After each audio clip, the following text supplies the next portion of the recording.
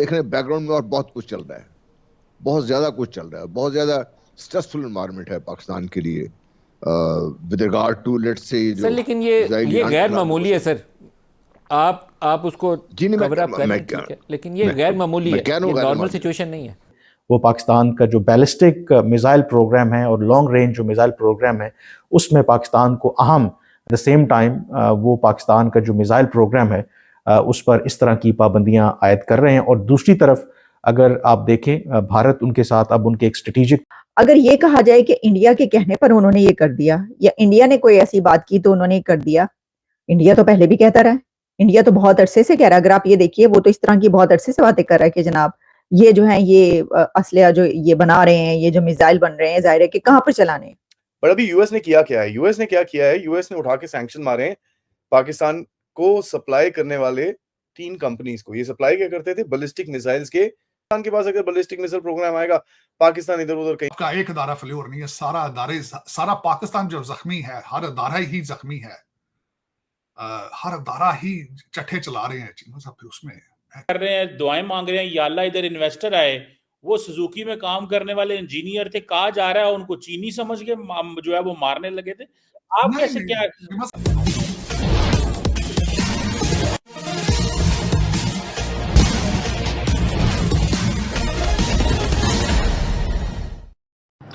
डूबते पाकिस्तान के पास एक ही सहारा था, वह था न्यूक्लियर बम का, जिसे इस्लामी बम भी पाकिस्तान कहता था, क्योंकि 56 मुस्लिम देशों में से केवल पाकिस्तान के पास ही वह न्यूक्लियर बम था। लेकिन अब पाकिस्तान ने उस पर भी प्रतिबंध लगा दिया है, पाकिस्तान को लंगड़ा बना दिया है।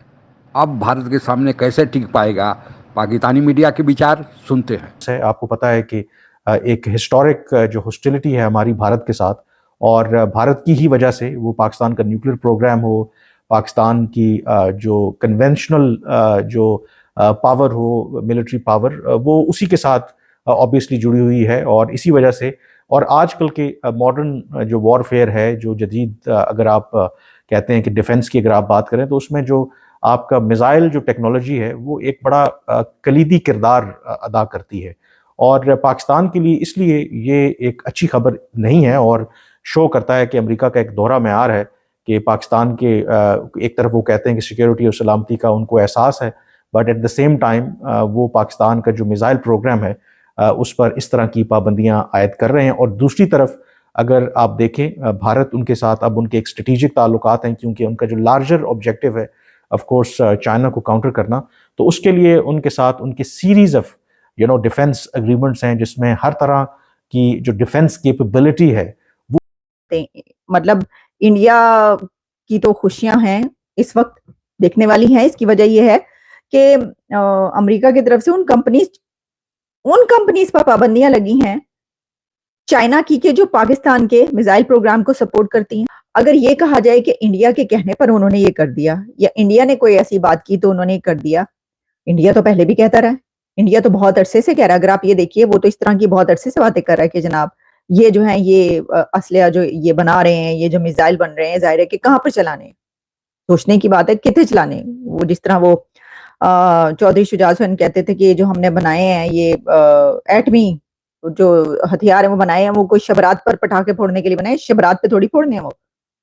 यानी मतलब ये होता था ना कि भाई जो दुश्मन है उसके ऊपर फोड़। तो दुश्मन आपको पता है किसको कहा जाता है? तो बीच में आ ही जाता है भैया, क्या कर सकते हैं। ये by the way these are learned journalists who write for various different global publications. so called learned journal, Pakistan में कोई learned नहीं है, ठीक है? तो वो लोग लिखते हैं कि साहब ये तो भारत की साजिश है, ये भारत कर रहा है तभी ताकि हमारी डब्बा गोल हो। भाई साहब, जिसका डब्बा गोल ही हो उसको भारत कुछ नहीं कर सकता। आपका डब्बा गोल से आगे क्या होता है? आई कांट मेक योर डब्बा फर्दर गोल, राइट? आपका डब्बा गोल ही है, ठीक है? तो you can keep crying conspiracy, but you guys are on rent. You have sold your souls and your backsides to the Americans. Now देखो ऐसा है, जब वो बोले jump, you should ask one question, and that question is how high. ठीक है? आपकी वो नहीं है कि आप जाके अभी जियोपॉलिटिक्स खेलो. Stop it. ये मैसेज आई थिंक अमेरिकन ने बड़ा क्लियरली पाकिस्तान को देने की कोशिश करी है कि भाई साहब जरा लिमिट में रहिए, नहीं तो हम का एक अदारा फेल्योर नहीं है, सारा पाकिस्तान जो जख्मी है, हर अदारा ही जख्मी है, हर दारा ही चट्टे चला रहे हैं चीमा साहब, फिर उसमें मैं क्या कह सकता हूँ। जो पाकिस्तान नहीं चला रहे, चट्टस्तान चला रहे हैं। पाकिस्तान होता तो इस तरह थोड़ी होता है। कौमियत की जरूरत है सख्त, आपको किसी IMF की जरूरत नहीं, कौमियत की जरूरत है, नेशनलिज्म की जरूरत है। वो पता नहीं आपको कहीं से, मैं तो दुआ करूंगा आप इंपोर्ट कर लें कहीं से अगर हो सकता है तो, लेकिन उसके बगैर आप आगे नहीं जा सकेंगे। You have come to the sensitive place. Matter of fact कि देखें चीमा साहब, IMF का मेरे औरंगजेब साहब ने 2-4 चीजें की। उन्होंने कहा एक तो 3 साल की हमें इकोनॉमिक रिफॉर्म चाहिए। 3 साल गवर्नमेंट चलेगी। औरंगजेब साहब के पास कौन सी गारंटी इस चीज की 3 साल वो इन चीजों को रिफॉर्म कर पाएंगे? माजी के अंदर IMF वाले डील आपसे मिलके आते थे तो उनके दोबारा दूसरे ट्रिप पे नया फाइनेंस मिनिस्टर बैठा होता था आगे उनके। ये IMF को कंप्लेंट थी। दूसरी उसकी बात ये है चीमा साहब कि उन्होंने दूसरी बात की, उन्होंने 2-4 चीजें बड़ी सेंसिटिव की हैं। यहाँ ब्लूमबर्ग ने उन्होंने बड़ी कवरेज दी है। उसकी वजह यह है कि उनका सारी तालीम यहाँ की है औरंगजेब साहब की। का असल पर्पस भारत के डिफेंस को बेहतर करना, चीन को काउंटर करना है। लेकिन जो भारत के पाकिस्तान के साथ ताल्लुकात खराब हैं, तो इस बात की तो जमानत नहीं दी जा सकती कि कल अगर कुछ गड़बड़ होती है पाकिस्तान और भारत के दरमियान, तो जो इक्विपमेंट भारत ने प्रोवाइड किया है, भारत को प्रोवाइड किया है अमेरिका ने, वो पाकिस्तान के खिलाफ इस्तेमाल नहीं होगा। तो इसलिए पाकिस्तान के जो सारे ये मामला देखते हैं, कहते हैं कि मजबूरी है कि अगर अमेरिका और भारत की डिफेंस जो और स्ट्रेटेजिक जो अपनी जो पार्टनरशिप है वो बढ़ेगी, तो पाकिस्तान की मजबूरी है कि उनको भी अपने जो डिफेंस जो डिफेंसेस हैं या जो बाकी इस तरह के मामलात हैं, उनको हर सूरत में बेहतर करना होगा। तो इसलिए एक तरफ जो अमेरिका है वो भारत के डिफेंस को मजबूत कर रहा है और दूसरी तरफ पाकिस्तान के ऊपर इस तरह की अंतर्राष्ट्रीय परिदृश्य जैसे जैसे बदल रहा है, वैसे वैसे देशों के कूटनीतिक चाल में भी परिवर्तन आ रहे हैं।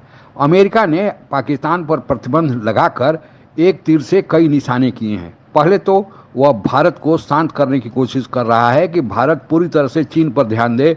उसे अब पाकिस्तान से डरने की कोई ज़रूरत नहीं। पाकिस्तान के पास जो ले देकर एक बम था, जिसे गाहे बगाहे पाकिस्तान के नेतागण और पाकिस्तानी सेना के लोग भारत को उसी बम के सहारे, न्यूक्लियर बम के सहारे धमकी देने का काम करते थे।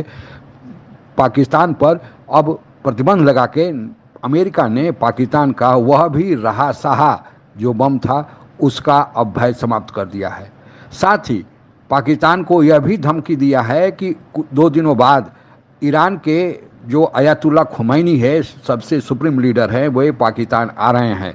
तो इससे उनको भी, पाकिस्तान को भी चेतावनी दूसरी दी गई है कि ईरान से कोई ऐसे वैसे समझौते न कर ले ताकि अमेरिकन और इजरायली हितों को नुकसान पहुंचे। और तीसरा, पाकिस्तान जो अभी तक चीन के गोदी में बैठा हुआ है और वह दोनों तरफ चीन से भी पैसे ले रहा है और अमेरिका से भी, IMF और दूसरे संस्थाओं से पैसे ले रहा है। अमेरिका ने चेतावनी दे दिया है कि चीन की गोदी में बैठे रहना है तो बैठे रहे। अब वह भूल जाए कि उसे अमेरिका से सहायता मिलेगा, क्योंकि अभी जो IMF ने पाकिस्तान को पैसे देने की बात कही थी, उसमें लिख दिया है कि पाकिस्तान में तो सिविल वार जैसे हालात है, वार टॉर्न इकोनॉमी है। तो अब जिस देश में IMF कर रहा है कि सिविल वार जैसे हालात हैं, उस देश में इन्वेस्टमेंट कौन करेगा? सऊदी अरबिया तो आया था इन्वेस्टमेंट करने के लिए, लेकिन उसी दिन पाकिस्तान में ऐसा बम विस्फोट हुआ जिसमें 5 जापानी लोग मरते मरते बचे। उसके बाद से सऊदी अरबिया के लोग किसी तरह अपना जान बचाकर भागे। और IMF ने जो पाकिस्तान पर शर्तें रखी हैं, और दूसरा पाकिस्तान को आतंकी देश या वार टॉर्न इकोनॉमी के कैटेगरी में रख दिया है, तो जो भी थोड़ी बहुत इन्वेस्टमेंट पाकिस्तान के मित्र देशों से आनी थी वह भी नहीं आएगी। अब पाकिस्तान को जिस तरह से चारों तरफ से पंगु बनाया जा रहा है, लंगड़ा लूल्हा बनाया जा रहा है, पाकिस्तान को अब पता लग जाएगा कि भारत से दुश्मनी का उसे कितना खमियाजा भुगतना पड़ रहा है। और आगे तो अब पाकिस्तान को रेंगने की ताकत भी नहीं रह जाएगी, क्योंकि मोदी ने कह दिया है कि आतंकी देश आटे के लिए तरस रहा है। आज के लिए बस इतना ही। जय। आप अगर हमसे जुड़ा रहना चाहते हैं तो कृपया मेरे चैनल को सब्सक्राइब करें तथा बेल आइकन भी दबा दें ताकि नई वीडियो की जानकारी तुरंत आप तक पहुंच जाए। धन्यवाद। जय हिंद।